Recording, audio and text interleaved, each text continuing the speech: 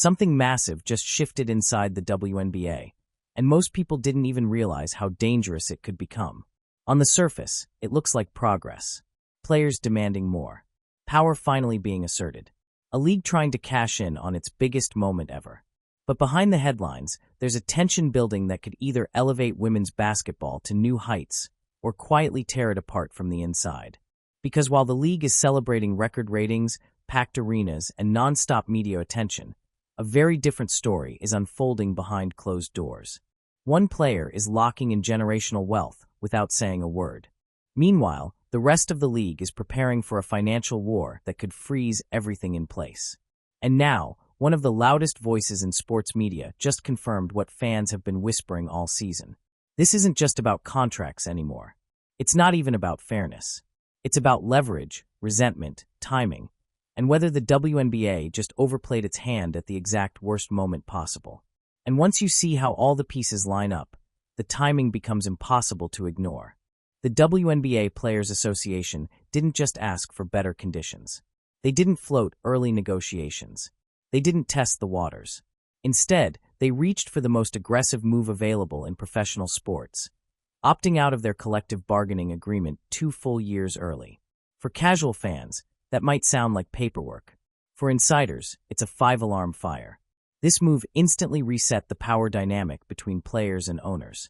No safety net. No gradual talks. No long runway.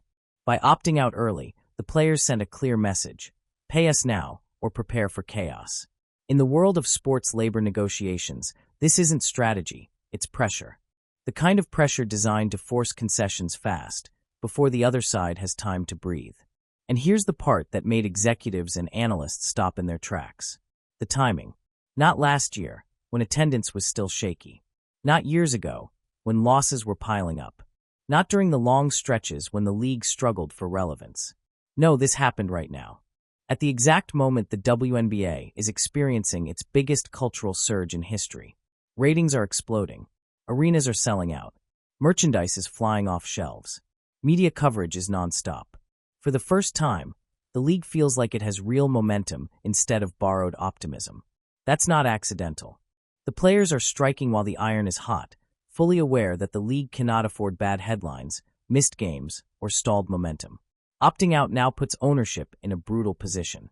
Agree to massive changes quickly, or risk destroying the very growth everyone claims to care about. But here's where things get complicated. This surge in popularity didn't arrive evenly. It wasn't a slow, collective rise built over decades. It was a sharp spike, a sudden explosion, and insiders know exactly where that attention came from. The league may be booming, but the foundation of that boom is far narrower than many want to admit.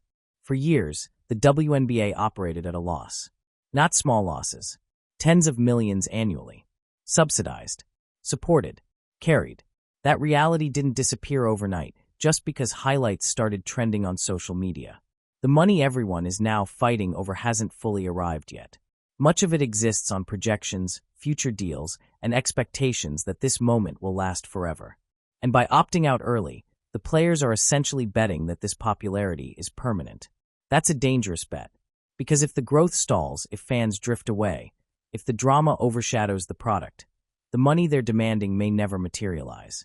Yet the demands are already being framed as overdue compensation, not speculative upside, as if this revenue was always guaranteed, regardless of who brought the spotlight. And that's where the tension quietly begins to surface. The opt-out wasn't just a financial move. It was an emotional one, a statement that says, we deserve more right now, not later. And while that sentiment resonates with many fans on the surface, insiders immediately recognize the risk. Because this kind of leverage play only works if the league believes the popularity belongs to the entire product, not a single driving force. But what if that belief is wrong? What if this moment isn't about the league finally being recognized, but about a specific phenomenon pulling everything upward? Because while union lawyers were drafting opt-out paperwork and calculating pressure points, something else was happening quietly. Something that made this entire move feel less like confidence and more like panic. And that contrast is impossible to ignore once you see it. Because at the exact same time the league chose confrontation, one player was doing the opposite, securing independence. And that's where this story really begins to split in two. The uncomfortable truth the league keeps dancing around is this. The WNBA didn't just grow this season, it spiked. And spikes don't happen without a catalyst. They don't come from steady progress. They come from moments, from figures, from lightning-in-a-bottle events that pull casual fans into a space they previously ignored. That's exactly what happened here. Before this season, WNBA viewership had loyal supporters but limited reach. Attendance fluctuated. Media coverage was sporadic. Merchandise sales were modest. The league existed, but it didn't dominate conversations. Then, almost overnight, everything changed. Networks started rearranging schedules. Arenas that once struggled to fill seats suddenly had waiting lists. Clips went viral daily. Debate shows couldn't stop talking about women's basketball. And all of it traced back to one name. Caitlin Clark didn't just enter the league, she dragged an audience with her. Millions of them. Fans who had never watched a WNBA game before suddenly knew tip-off times. They weren't tuning in out of obligation or ideology. They were tuning in because they were entertained. Because something felt different. Because for the first time, the product felt electric in a way that cut through every barrier the league had fought for decades. This is what makes the current situation so volatile. Because growth driven by a movement is very different from growth driven by an individual. Movements are resilient. Individuals are fragile. And deep down, everyone involved understands that the league's current momentum is tied to a phenomenon that didn't exist 2 years ago. Ratings data doesn't lie. Ticket demand doesn't lie. Social media engagement doesn't lie. When Clark plays, numbers jump. When she doesn't, they dip. That doesn't erase the contributions of other players, but it does expose where the attention is actually coming from. And attention is currency. The league can celebrate progress all it wants, but behind closed doors, executives know exactly which games networks want. They know which jerseys are selling. They know which names move the needle and which ones don't. That knowledge is what makes the players' opt-out feel less like confidence and more like a race against reality. Because once the spotlight narrows, the illusion of equal leverage disappears. This is where the resentment starts to quietly take shape. Not always spoken out loud, not always intentional, but unmistakable in tone. For veteran players who spent years grinding through empty arenas, it's painful to watch a rookie walk into instant stardom. To see attention flood in not because the league finally got respect, but because the market chose someone new. That kind of shift messes with people. And instead of embracing it, parts of the league resisted it.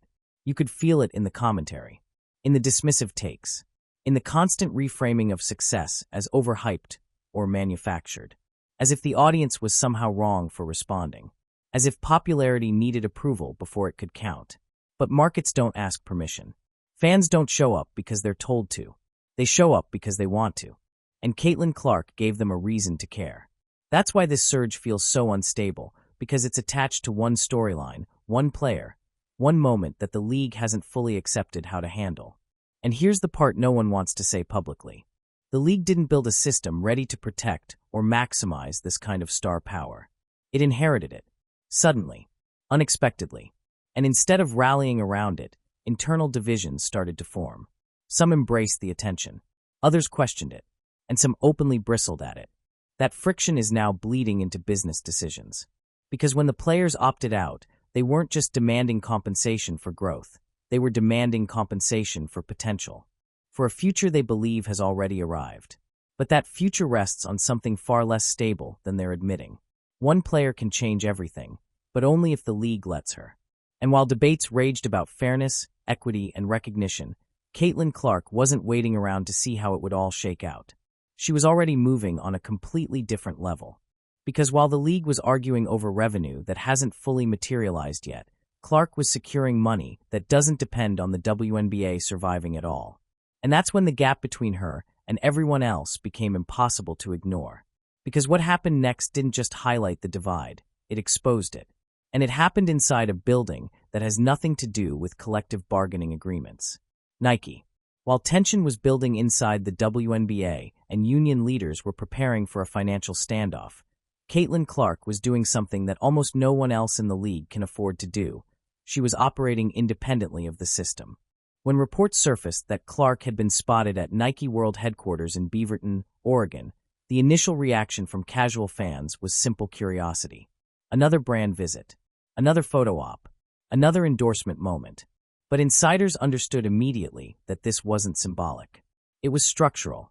Clark wasn't there to smile for cameras or shake hands. She was there to work.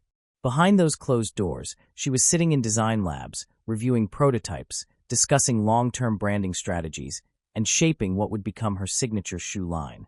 This wasn't a short-term endorsement deal.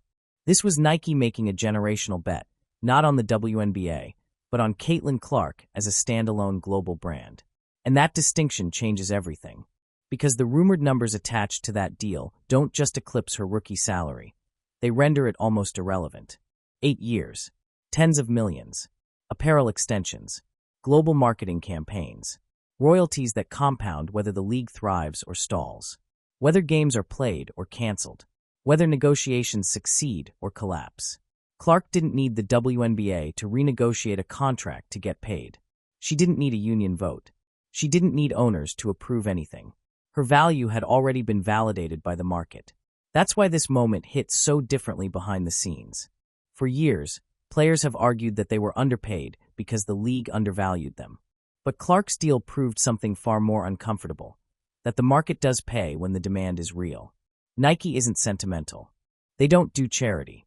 They don't overpay out of goodwill. They invest where returns are obvious. And their decision to hand Clark the keys to her own signature line sent a message that couldn't be spun. She wasn't waiting for the league to catch up. She had already outgrown it.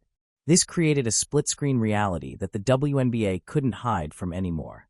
On one side, union representatives were calculating pressure tactics, projecting future revenue, and threatening work stoppages to force structural change. On the other, Clark was locking in wealth that doesn't require the league to exist at all. And that's where the resentment quietly deepened. Because this wasn't just about money. It was about control.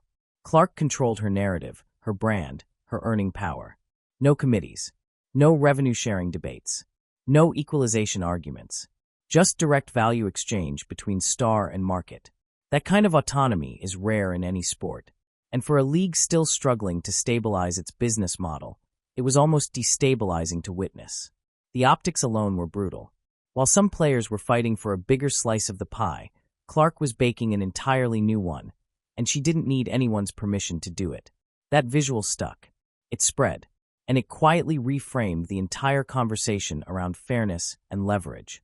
Because now, the question wasn't, why aren't players paid more? It became, why is one player able to generate this much value on her own? That's not an easy question for a league built on collective identity. And that's when Stephen A. Smith stepped in and said out loud what many were afraid to admit. Because according to him, this wasn't just tension. It was rage. When Stephen A. Smith finally addressed the situation, it wasn't speculation. It wasn't theory. And it definitely wasn't diplomatic. He said the quiet part out loud. And in doing so, he confirmed what fans had been sensing for months. There was real anger inside the WNBA. Not competitive fire. Not healthy rivalry. Something deeper. Something emotional. Something personal. Stephen A. didn't frame it as a misunderstanding or a generational disconnect. He described it as palpable rage, a resentment that had been building long before the opt-out announcement ever went public. According to him, what we were seeing now wasn't the beginning of a conflict. It was the eruption. And what made his comments hit so hard was that they connected dots many people had been hesitant to connect. For months, Caitlin Clark had been treated like an outsider in her own league. Hard fouls that went beyond basketball. Dismissive interviews. Eye rolls disguised as analysis. Subtle jabs that didn't feel subtle at all. Fans noticed it immediately. Commentators brushed it off as rookie treatment. But Stephen A. made it clear, this wasn't tradition. It was resentment. He pointed out the contradiction that sits at the center of this entire saga. On the court and in the media, Clark was framed as overhyped, protected, or undeserving of the spotlight.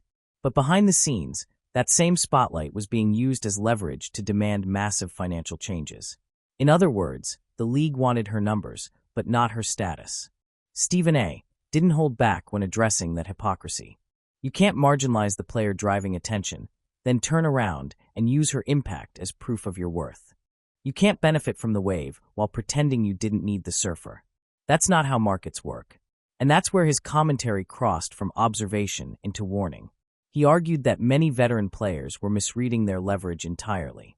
They believed that the league's sudden success belonged to everyone equally, that years of groundwork automatically entitled them to the rewards of the moment. But business doesn't operate on sentiment. It operates on demand. And the demand was lopsided. Stephen A. made it clear that executives, sponsors, and networks see this situation far differently than players do. They know where the attention is coming from. They know which storylines move ratings. And they're not confused about who the market has chosen. The only people, according to him, who seem to be in denial are the ones allowing emotion to cloud reality. He called it envy dressed up as principle. And he warned that if the players continued pushing this narrative, treating Clark like a problem instead of an asset, public sentiment would turn. Fans don't support leagues that appear hostile to their own stars. They don't rally behind movements that feel fueled by resentment instead of growth. And once public perception shifts, leverage evaporates. Stephen A. wasn't defending ownership. He wasn't arguing against better pay. He was pointing out a dangerous miscalculation, that the players were assuming collective power in a moment that is being driven by individual star power. That gap in understanding is what makes this situation explosive. Because when the people negotiating believe the success belongs to everyone, but the people writing checks know it doesn't, compromise becomes nearly impossible. And that's why his comments landed like a confirmation, not a revelation. Fans didn't feel shocked. They felt validated, because they'd already seen the signs. And to understand just how deep this divide runs, you have to go back to the season itself, the moments that exposed the tension long before contracts ever entered the conversation.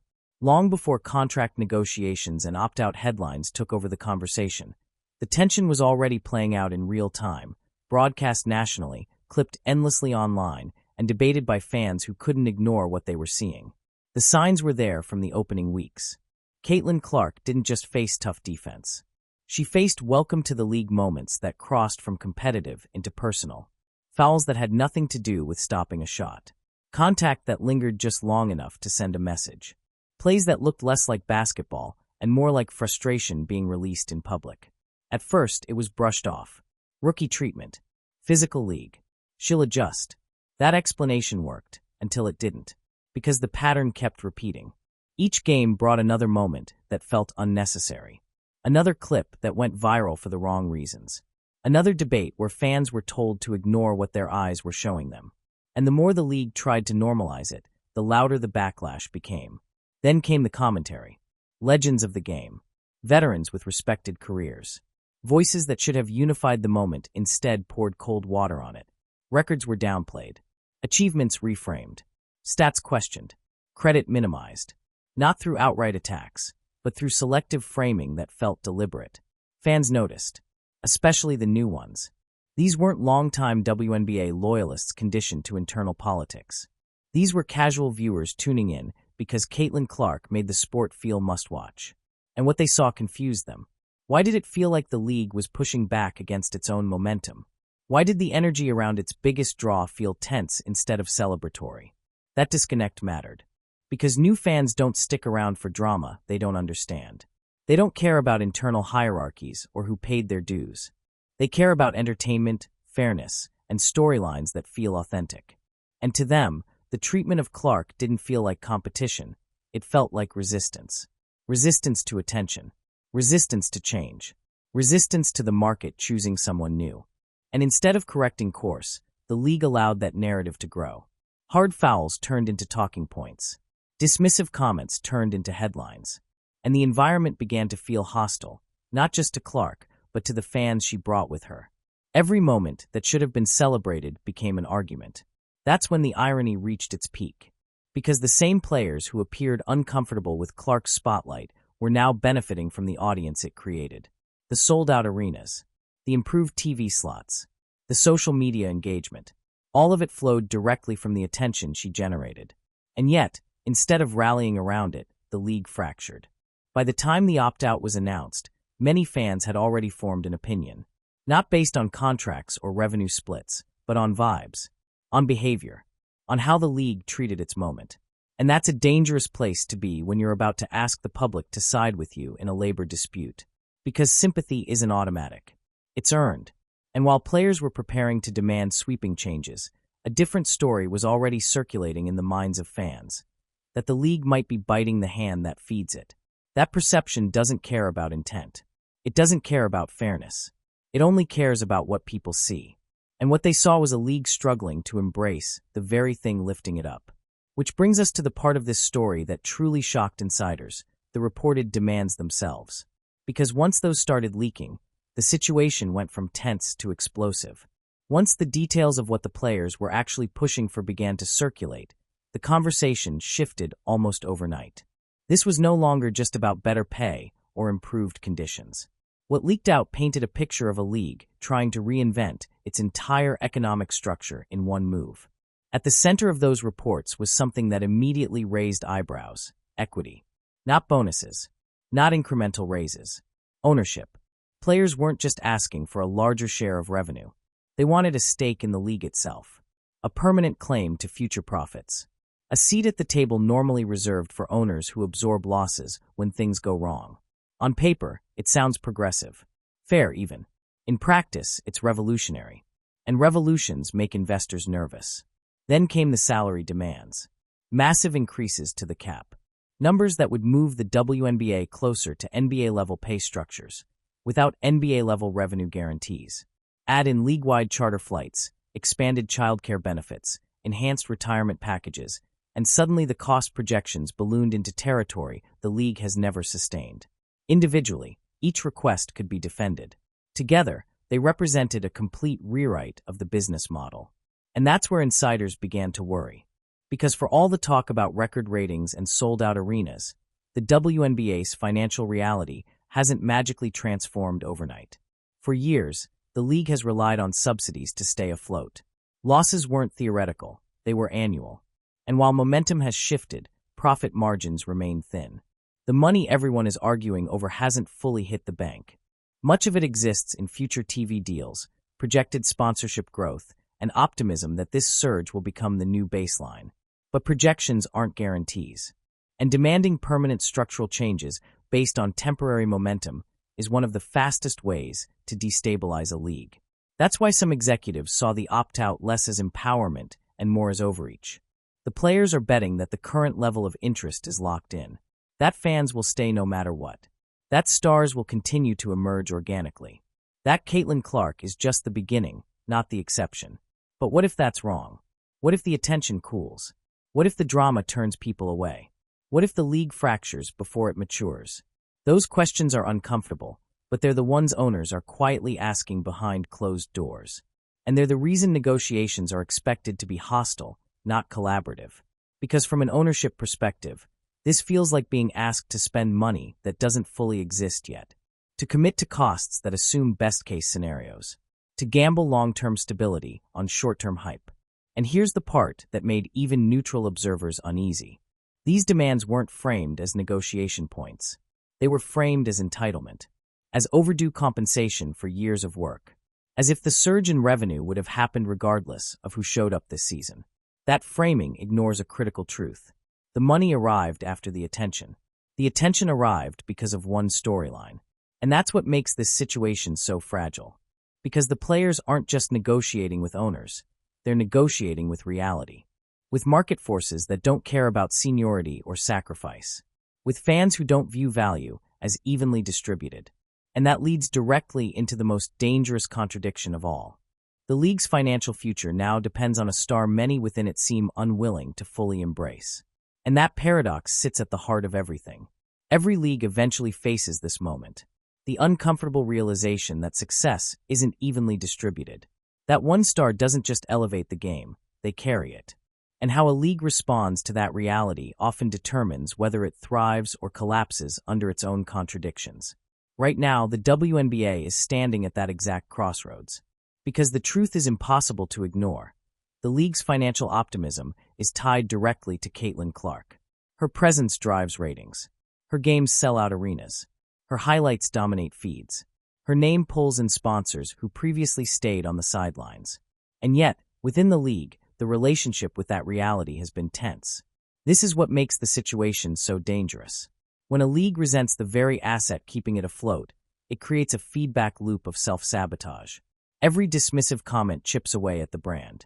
Every unnecessary hit fuels controversy. Every public shot taken at Clark weakens the same momentum players are relying on to justify their demands. Stephen A. Smith described it perfectly. You can't damage the golden goose and still expect golden eggs. In the NBA, this lesson was learned decades ago. When Michael Jordan exploded onto the scene, the league didn't resist him. It restructured around him. When LeBron James became the face of basketball, rivals competed fiercely but protected the brand. They understood that star power lifts everyone. That instinct seems to be missing here. Instead of unifying behind the league's biggest draw, the WNBA has allowed internal resentment to shape the narrative. The rhetoric of "we all built this" clashes with the financial truth that one player is driving unprecedented attention. And meritocracy doesn't care how that makes people feel. You can be a decade-long veteran with championships and accolades, but if fans aren't buying your jersey, your economic value doesn't match the rookie selling out arenas. That reality is harsh, but it's how every entertainment industry functions. The frustration comes from trying to legislate equality in a market that doesn't operate that way. And that's where things get personal. Because accepting that reality means acknowledging that tenure doesn't guarantee relevance. That history doesn't equal demand. That the spotlight doesn't rotate on a schedule, it follows interest. For players who spent years fighting for recognition, that's a painful pill to swallow. So instead of embracing the star, some resist it. But resistance doesn't erase reality. It only delays reckoning. And the longer this contradiction exists, the more unstable the league becomes. Because now, the players' financial future depends on someone many of them appear unwilling to champion. Every negative headline hurts leverage. Every hostile moment pushes fans away.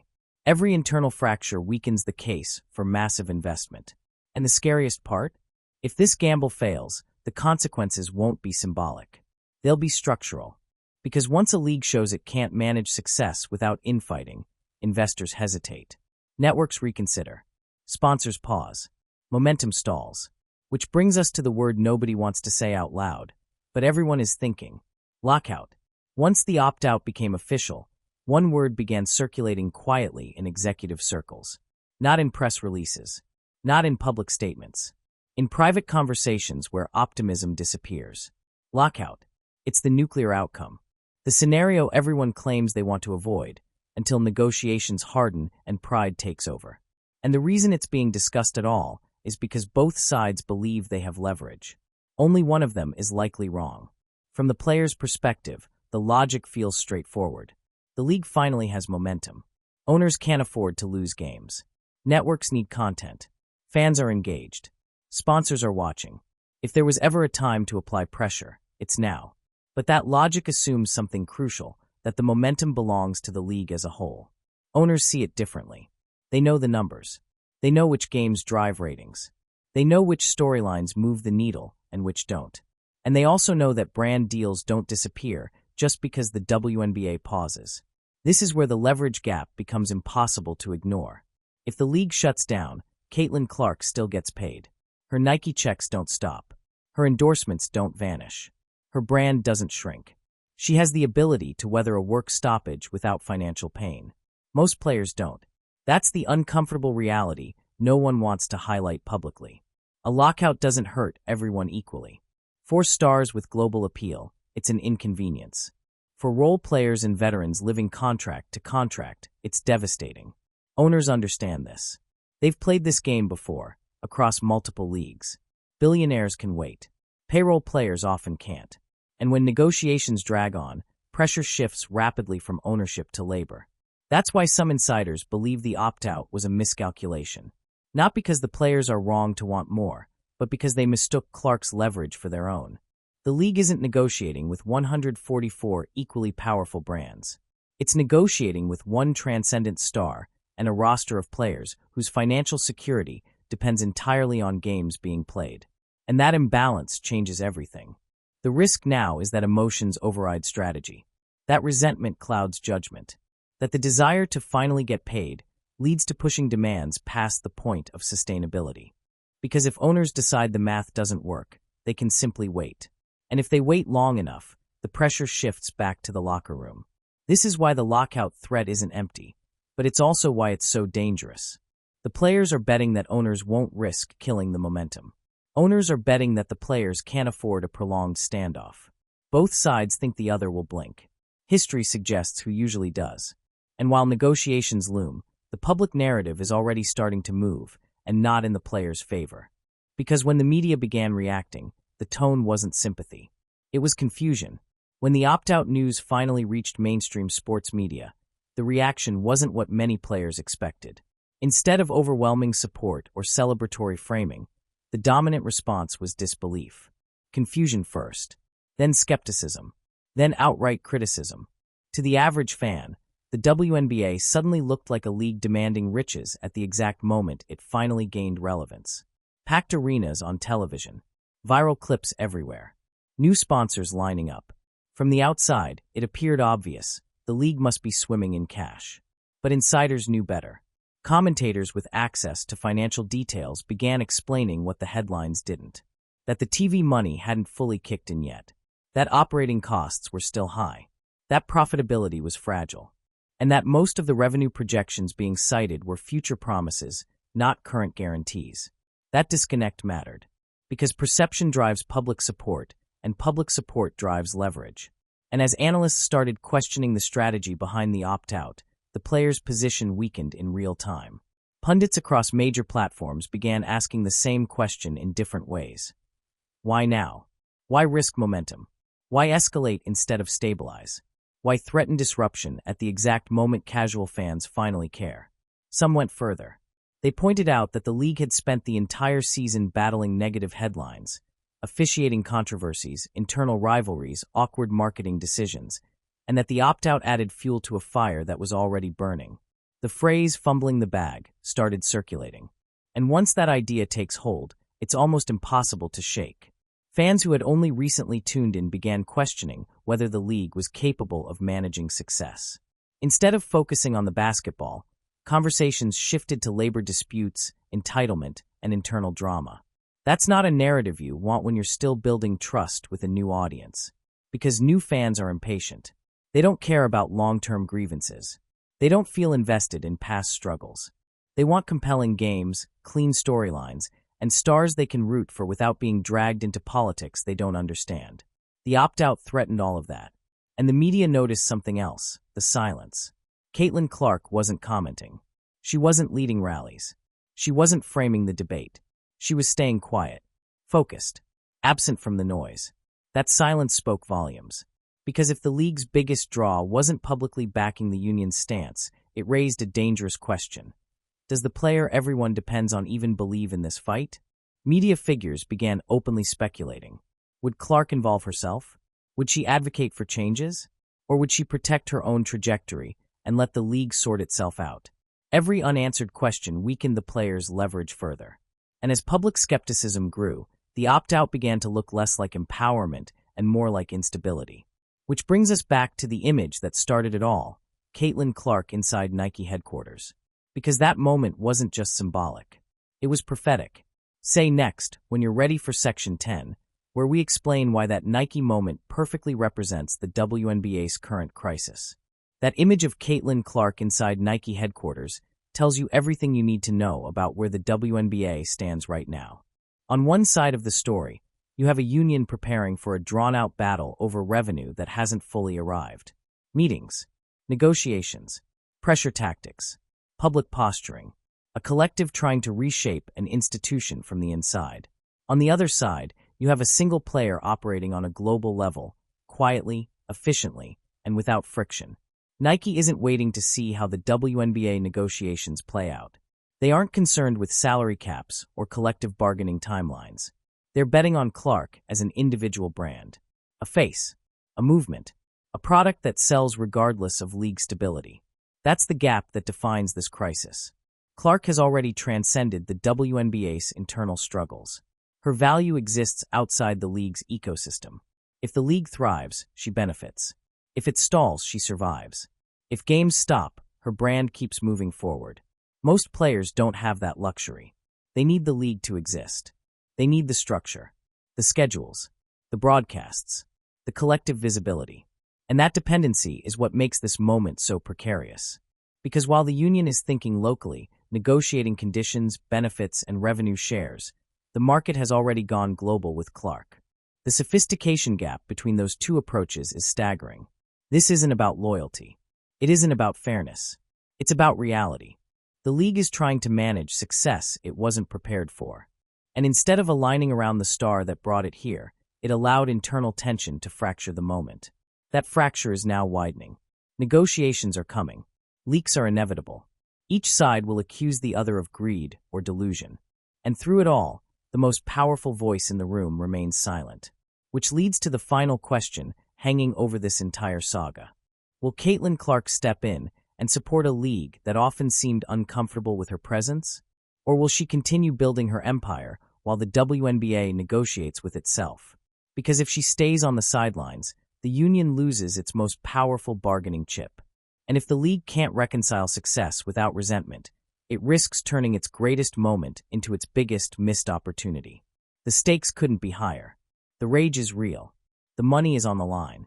And for the first time, the entire sports world is watching to see whether the WNBA rises or collapses under the weight of its own contradictions.